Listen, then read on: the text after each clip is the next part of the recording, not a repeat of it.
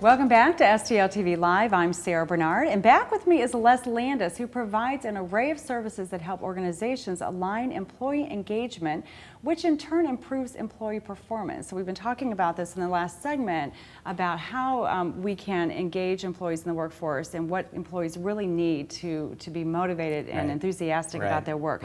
You wrote a book, Getting to the Heart of Employee Engagement. So tell us about the book. Yeah. So the subtitle is actually key here. It's, the power and purpose of imagination and free will in the workplace.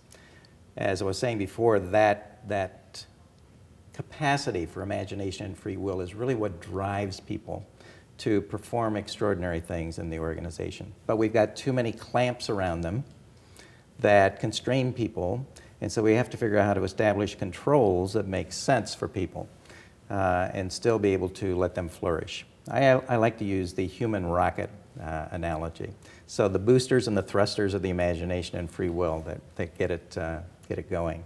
Then you need stabilizers, which I consider to be self-esteem and security. You need those stabilizers because otherwise people get wobbly, just like rockets do. And then, in order to have, you need some kind of a guidance system. So we're going true north. We've got to have responsibility and accountability. Now, when you have all of those things in place in the proper mix and the proper balance, that's when you get this powerful force of trust in the organization, both inside and outside. Now, good theory, one of the things people are going to want to know is how do you apply that? So there are two main things that we work on in our organization with companies that we support. One is the management credibility factors and the integrity factors, and that's things like caring and honesty and openness and responsiveness and accountability and all of those things. You sort of get that if you've been raised right, but it's the systems and the processes in 5 key areas where we always mess up. We call them, they need to be designed around people-first systems, policies, and processes that put employees at the very center of the organization, because when you do that, then it's going to resonate out into the marketplace so that you've got this connection that we talk about all the time. So are there some companies that do this well? Oh, yeah, I mean, you've heard of them, of course. You've got Southwest Airlines, which is one of the few companies in the air that really is profitable.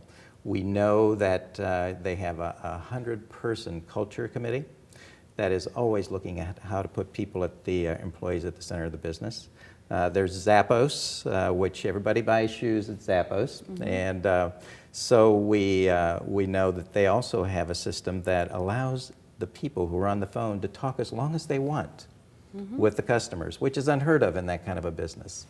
There's SRC in Springfield, Missouri, that has open book management, and they're sharing information with employees openly in ways that so a transparency transparency and all of those employees. things. The problem with a lot of organizations is they try and just replicate the best practices instead of really understanding this business about imagination and free will and seeing what works for them And how it applies to their unique business. How it applies to their unique businesses, So absolutely. who's the audience for your book? Is it the employer, or is it the employee, or is it both? Yeah, it's actually mostly for the employer. It's for managers who have responsibility for making sure that the systems and the policies and the processes really do reinforce the kinds of things that we want to do with people.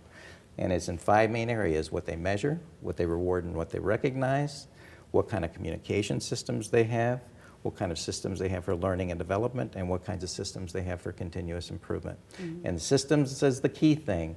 Everybody is coming up with programs all the time, and programs are here today, gone tomorrow, right? Program of the month syndrome.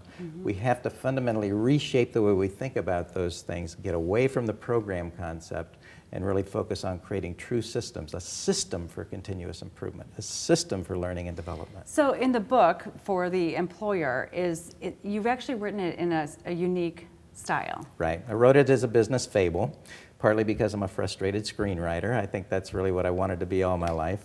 But also it's more engaging, it's more entertaining. And one of the things that it does, it creates some of the drama that you don't get when you read a general business text. And you know what?